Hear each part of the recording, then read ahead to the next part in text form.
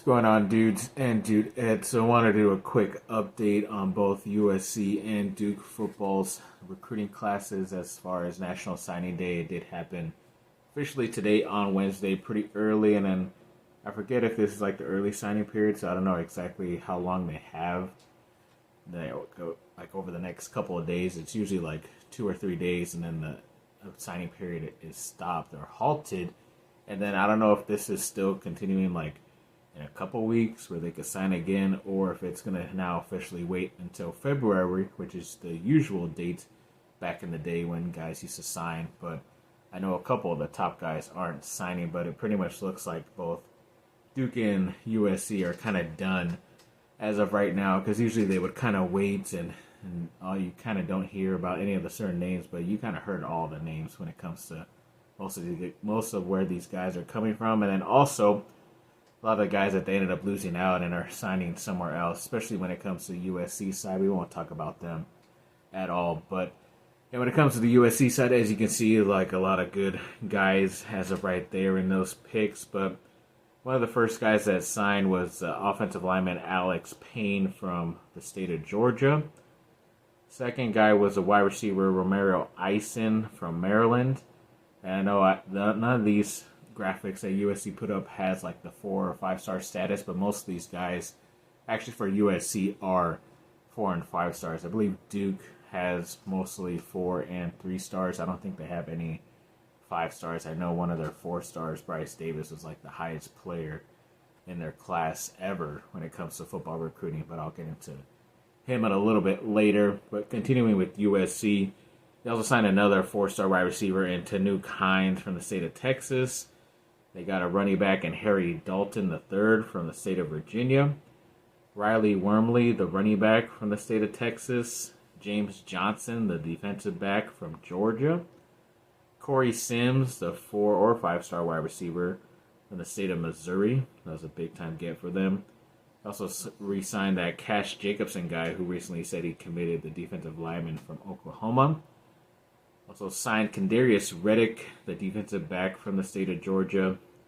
4-star offensive lineman Aaron Dunn from the state of Utah. 3-star or 4-star defensive lineman Floyd Boucard from the state of Florida. 5-star quarterback Husan Longstreet from Centennial High School in Corona.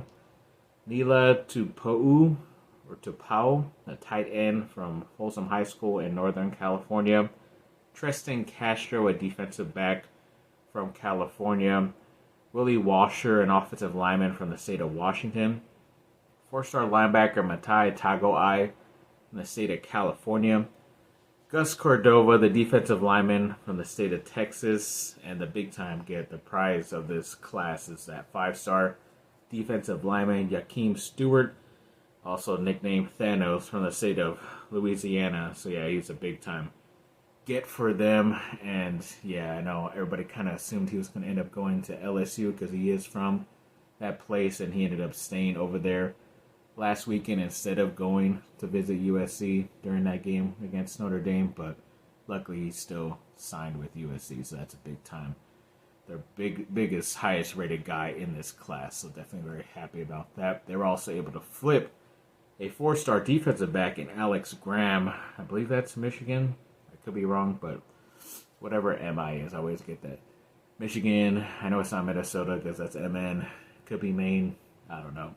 Either way, it's from Midwest or the East Coast, but he was committed to Colorado and they were able to flip him pretty last second. So yeah, that's pretty nice to get a 4-star player in that sense. They did lose out some 4 stars like that, but either way, they were able to flip somebody on this day, which was nice. They also had another defensive back in Steve Miller from the state of Georgia.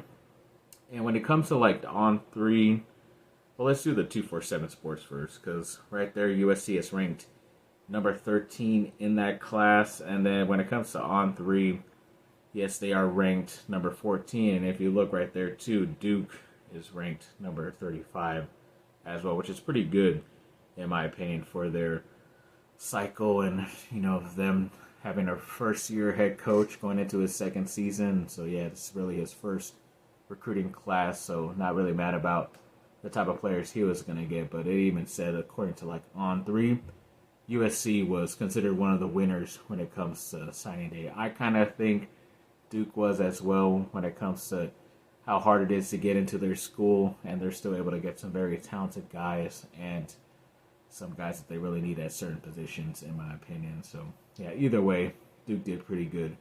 I think they should be a little bit higher than that 35 rank, but let's get into who they were able to sign on this day. A lot of good guys in this class as well.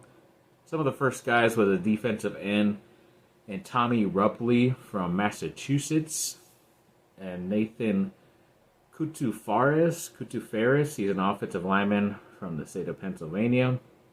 Samson Anuoha, he's a defensive end from London, England. That's pretty interesting. Also signed Caleb Lanier, a defensive back from the state of Georgia. Jamin Little, a wide receiver from North Carolina, the local product. Andrew Peliciata, I know I'm saying that wrong. He's a safety from the state of Pennsylvania. Javon Solomon, he's a wide receiver from Georgia. Bryce Davis, as I mentioned, he's a defensive end from North Carolina, the highest ranked player in their ever recruiting history, which is pretty cool. McKee Jones, a safety from New Jersey. Bradley Gompers, a linebacker from Pennsylvania. Dan Mahane, he's a quarterback from North Carolina, one of those top dual threat guys. Nice for them to get. Bariate Kara, he's a defensive tackle from the state of Georgia. Maliki Wright is a safety from Florida. Evan Scott, an offensive lineman from Georgia. Will Felder Jr. is a linebacker from New Jersey. Quenu Johnson, a wide receiver from Connecticut. Kayvon Simmons is a wide receiver from North Carolina. Cole Allen is an offensive lineman from Mississippi. Asher Wasserman is a linebacker from Connecticut. Julius Columbus is a defensive tackle from the state of Georgia. Roman Fina is an offensive lineman from Arizona. Colby Harmon, a cornerback from Tennessee. Jamin Brown is an offensive lineman from Alabama. And Elliot Shapper is a linebacker from Texas. And Kai Jacobowitz, he's an offensive lineman from California, so they're able to take a guy from out here, which is pretty cool. And then Daniel Boyd is an offensive lineman from Nevada. Nate Shepard is a running back from Louisiana. And yeah, that was one other big-time player that they were able to steal away from another school. So yeah, a lot of good guys from both classes. I know they're pretty heavily the state of Georgia, both these classes for Duke and USC. So maybe there's a lot of talent. I know Duke, a lot of guys from like Pennsylvania and New Jersey, but that's where Penn State recruits, which is where Manny Diaz, the head coach, was the defensive coordinator recently. So I'm not surprised he still had a strong relationship with those players up there and was able to still get them assigned to another school, which is really cool. So hopefully they have like a lot of diamonds in the rough when it comes to the Duke recruiting side. Obviously still ranked around the 30s when it comes to the recruiting rankings, but I still believe in this class. They have a lot of talent on that class, in my opinion.